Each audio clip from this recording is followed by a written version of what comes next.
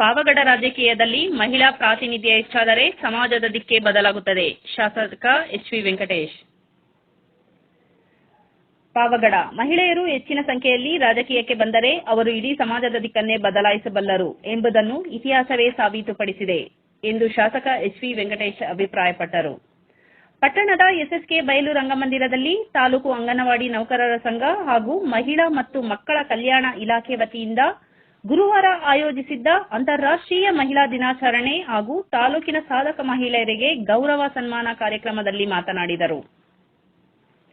ಸಾವಿರಾರು ವರ್ಷಗಳ ಕಾಲ ಮನೆಗೆ ಸೀಮಿತ ಎಂಬ ಅಣೆಪಟ್ಟಿ ಹೊಂದಿದ್ದ ಮಹಿಳೆಯರು ಪುರುಷ ಪ್ರಧಾನ ಸಮಾಜವನ್ನು ಧಿಕ್ಕರಿಸಿ ಇಂದು ದೇಶದ ರಕ್ಷಣೆ, ಹಣಕಾಸು ಮತ್ತು ವಿದೇಶಾಂಗ ನೀತಿಗಳನ್ನು ನಿರ್ಧರಿಸುವ ಸರ್ಕಾರದ ಭ್ರಷ್ಟತೆಯನ್ನು ನೇರವಾಗಿ ಪ್ರಶ್ನಿಸುವ ಹಂತಕ್ಕೆ ಬೆಳೆದಿದ್ದಾರೆ ಎಂದು ಹೇಳಿದರು.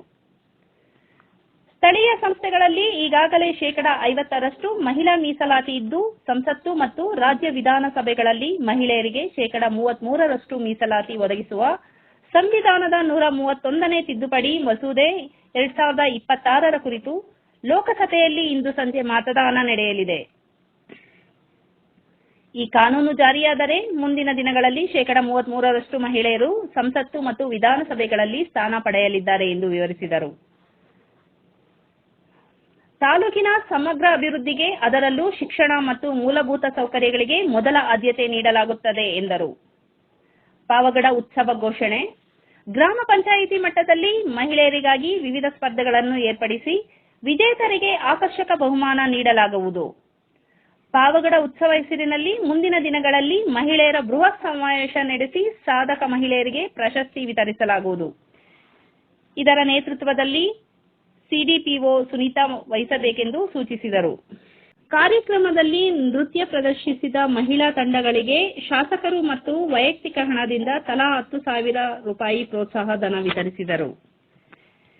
ಬಿಇಒ ರೇಣುಕಮ್ಮ ಮಾತನಾಡಿ, ಸಂವಿಧಾನ ಶಿಲ್ಪಿ ಡಾ. ಬಿ.ಆರ್. ಅಂಬೇಡ್ಕರ್ ಅವರು ಅನುಚ್ಛೇದನ 15ರಲ್ಲಿ ಮಹಿಳೆಯರಿಗೆ ವಿಶೇಷ ಸ್ಥಾನಮಾನ ಒದಗಿಸಿದ್ದಾರೆಂದಲೇ ಎಲ್ಲಾ ಕ್ಷೇತ್ರಗಳಲ್ಲಿ ಸಾಧನೆ ಸಾಧ್ಯವಾಗಿದೆ ಎಂದರು.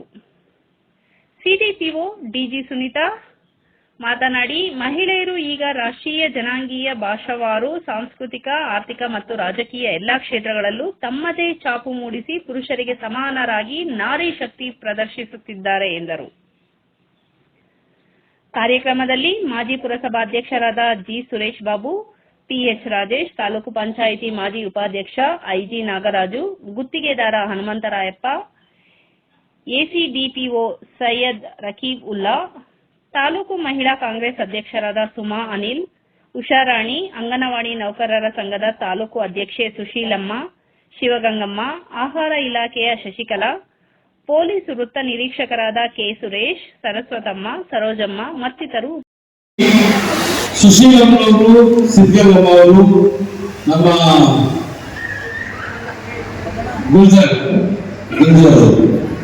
ತುಂಬಾ ನನಗೆ ಪ್ರೆಸರ್ ಕೊಡ್ತಾ ಇದ್ದಾರೆ. ಸುಮಾರು ಲಾಸ್ಟ್ ಮಂತ್ ಡೇಟ್ ಫಿಕ್ಸ್ ಮಾಡಿದ್ದೆ. ಫಿಕ್ಸ್ ಮಾಡಿದ ಮಾರನೇ ಸದ್ಯ ನನಗೆ ದಾವಣಗೆರೆ ಚುನಾವಣೆಗೆ ಉಸ್ತುವಾರಿಗಾದ್ರು. ಹಂಗಾಗಿ ದಾವಣಗೆರೆಗೆ ಹೊರಟೆ ನೆಕ್ಸ್ಟ್ ಡೇಟ್ ಕೇಳಿದ್ರು. ಕೊನೆಗೆ ಇವತ್ತು ಕೂಡ್ ಬಂತು. ನಮ್ಮ ತಾಯಂದಿರ ದರ್ಶನ ಮಾಡಲಿಕ್ಕೆ ಒಂದು ಅವಕಾಶ ಸಿಕ್ಕಿದೆ. ಮುಖ್ಯವಾಗಿ ಅಂಗನವಾಡಿ ನೀವು ಏನು ಟೀಚರ್ಸು ಸಹಾಯಕರಿದ್ದೀರಾ, ಮುಖ್ಯವಾಗಿ ಒಂದು ದೇಶದ ಭವಿಷ್ಯವನ್ನೇ ನಿಮ್ಮ ಕೈಯಲ್ಲಿ ಕೊಟ್ಟಿದ್ದಾರೆ ಅಲ್ವಾ.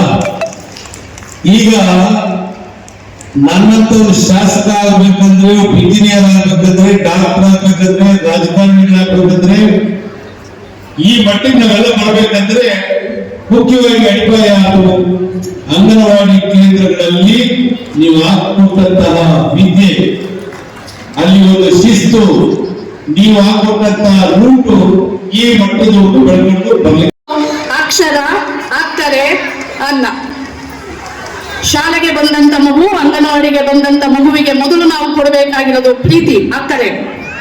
ಹಸಿದಾಗ ಕೊಡ್ತಾ ಇದ್ದೇವೆ ಅನ್ನ. ಶಾಲೆಯಲ್ಲಿ ಮಕ್ಕಳಿಗೆ ಶ್ರೇಯೋಭಿವೃದ್ಧಿಗಾಗಿ, ವ್ಯಕ್ತಿತ್ವ ವಿಕಸನಕ್ಕಾಗಿ ನಾವು ಅಕ್ಷರವನ್ನು ಕಲಿಸುತ್ತಿದ್ದೇವೆ. ಆ ಅಕ್ಷರವನ್ನು ಕಲಿಸುತ್ತಿರುವಂತಹ ಎರಡು ಇಲಾಖೆಗಳು ಯಾವಾಗಲೂ ಸಂಯೋಜನೆಯೊಂದಿಗೆ ಕೆಲಸ ಮಾಡಬೇಕು. ಒಂದು ಮಹಿಳಾ ಮತ್ತು ಮಕ್ಕಳ ಅಭಿವೃದ್ಧಿ ಇಲಾಖೆ, ಇನ್ನೊಂದು ಶಿಕ್ಷಣ ಇಲಾಖೆ. ಮಹಿಳಾ ಮತ್ತು ಮಕ್ಕಳ ಅಭಿವೃದ್ಧಿ ಇಲಾಖೆಯವರು ತಾಯಿಯ ಗರ್ಭದಲ್ಲಿ ಮಗು ಅಂಕುರ ಆಗ್ತಿದ್ದಾಗೇನೆ ಶಿಕ್ಷಣವನ್ನು ಕೊಡೋದಕ್ಕೆ ಶುರು ಮಾಡ್ತಾರೆ.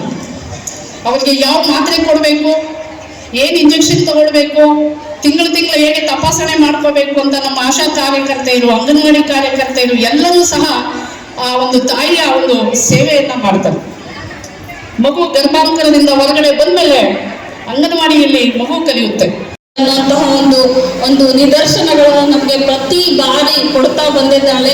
ಅಂತಹ ಒಂದು ಮಹಿಳೆಯ ಒಂದು ಗರಿಮೆಯನ್ನ ಆಚರಣೆ ಮಾಡೋದಕ್ಕೆ ಪ್ರತಿ ವರ್ಷ ಮಾರ್ಚ್ 8ರಂದು ಆ ಮಹಿಳಾ ದಿನಾಚರಣೆಯನ್ನು ನಾವು ಆಚರಣೆ ಮಾಡ್ತಾ ಇದ್ದೇವೆ.